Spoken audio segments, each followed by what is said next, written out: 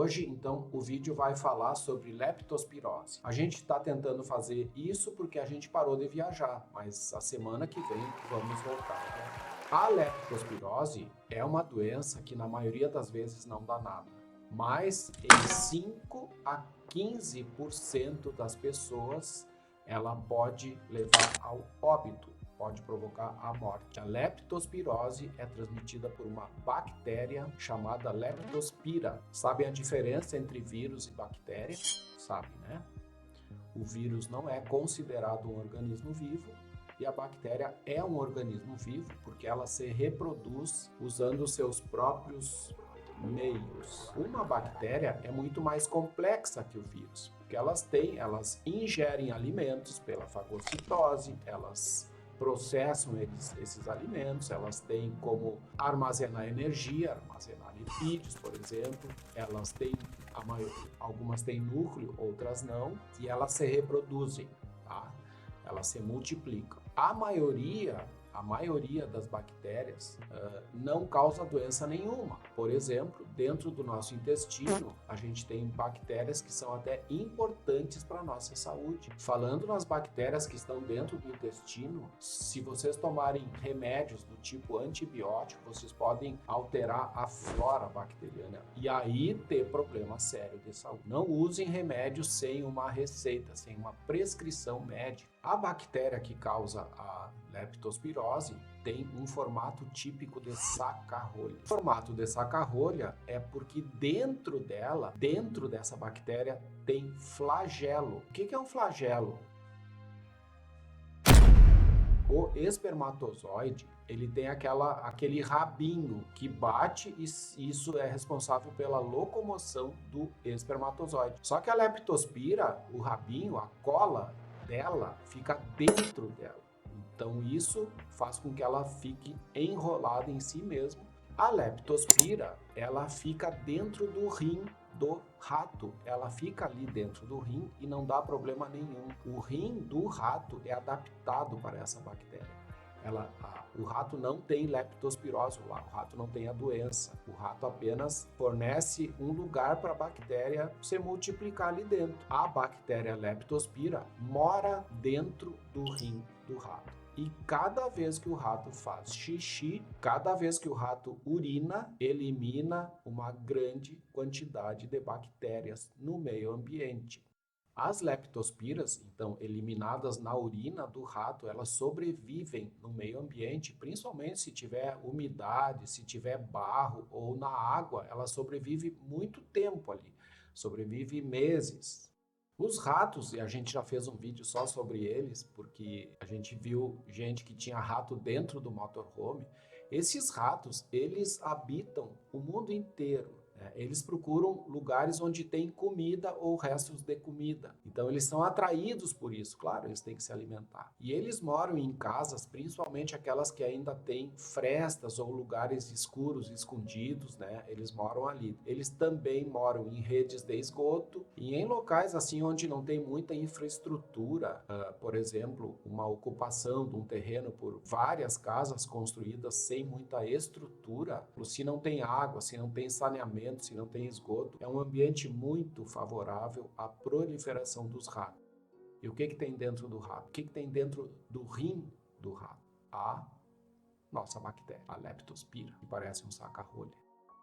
Ok, então a gente tem o rato morando em lugares superhabitados, e o rato vai eliminando urina, e quando dá uma chuvarada, uma enchente, essa água se mistura com os restos de urina dos ratos. E aí que mora o perigo. Um ser humano, ao entrar em contato com essa água, a água da enchente, da inundação, que tem leptospira, é melhor considerar que tudo que é água tem leptospira, porque a leptospira ela se espalha muito, já que tem muito rato no mundo inteiro. É bom considerar qualquer água de enchente contaminada pela bactéria. E aí o ser humano, por exemplo, na tentativa de auxiliar as pessoas que estão ilhadas em cima de um telhado, numa inundação, numa área inundada, ele entra nessa água sem os devidos cuidados e principalmente se tiver alguma lesão de pele, algum corte, algum ferimento, algum arranhão, a leptospira, que é atraída pelo sangue, ela entra no nosso corpo e aí provoca a doença leptospirose.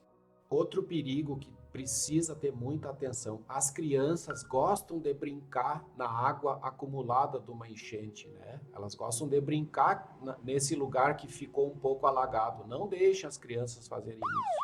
O risco de pegar a leptospirose aumenta muito. Precisamos cuidar das crianças e se um idoso entrar em contato com a água contaminada por essa bactéria, quando o idoso tem leptospirose, o caso é muito mais grave. Outro fator que favorece a entrada da leptospira pela nossa pele, além dos arranhões, é se a gente ficar muito tempo com as pernas dentro d'água, se a gente ficar de molho muito tempo ali. Isso enfraquece a defesa normal da nossa pele e aí a bactéria vai entrar também. Mas não é só a pessoa que entra na enchente para salvar, para ajudar alguém que tem maior risco da leptospirose. Por exemplo, algumas profissões como veterinários, as pessoas que trabalham com carne, os fazendeiros, principalmente os que plantam arroz, que plantam banana e os que estudam a leptospirose. Os cientistas também têm mais chance de pegar essa doença. Recentemente, pela maior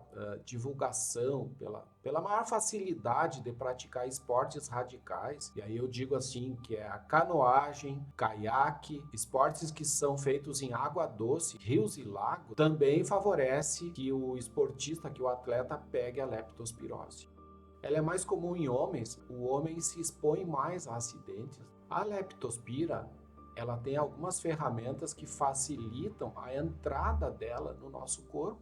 Eu falei antes que ela é atraída pelo sangue, ela tem capacidade de desmanchar as proteínas que unem uma célula a outra, elas são atraídas pelo colágeno, elas digerem o colágeno e vão entrando até alcançar o sangue. Quando a leptospira está no sistema sanguíneo, a pessoa começa a ter febre, vai ter tremor de frio, é uma reação do corpo contra um corpo estranho. E aí ela também começa a aparecer nos exames de laboratório. Estando já no sangue, então ela vai se espalhando pelo corpo. Ela acomete órgãos, por exemplo, como o fígado, né? Ali ela provoca muita lesão no fígado. Um sinal de leptospirose é a icterícia, a pessoa fica amarelada, porque ela vai destruindo os nossos hepatócitos. Ela também pode chegar no pulmão, e ali que é o grande problema, porque ali no pulmão ela pode provocar hemorragia enorme. A pessoa começa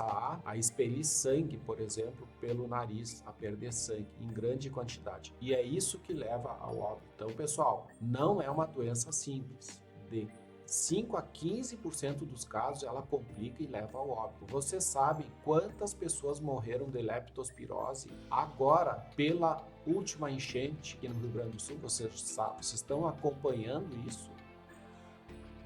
Então é sério mesmo.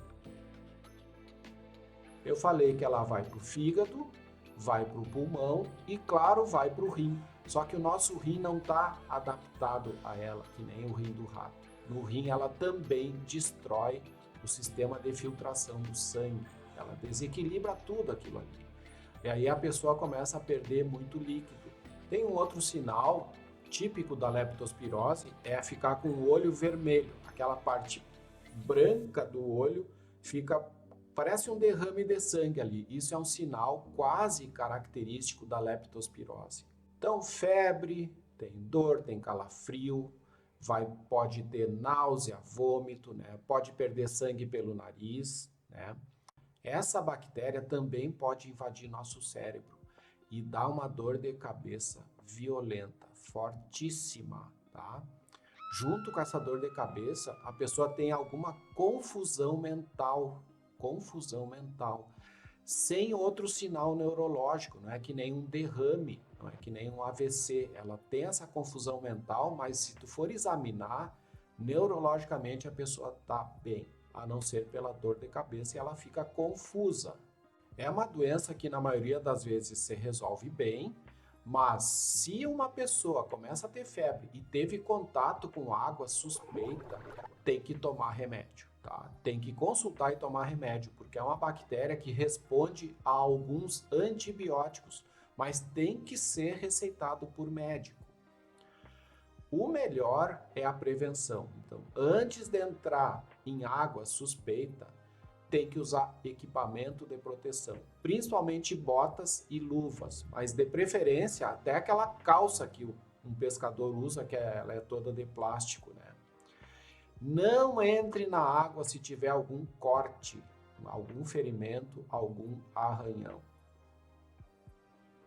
Então, pessoal, resumindo, se entrou numa água suspeita e alguns dias depois está com febre, está com dor de cabeça, procure o médico que ele vai fazer exame e vai iniciar o tratamento. Não deixe chegar numa fase grave, não deixe, ela pode te matar, meu amigo, tá?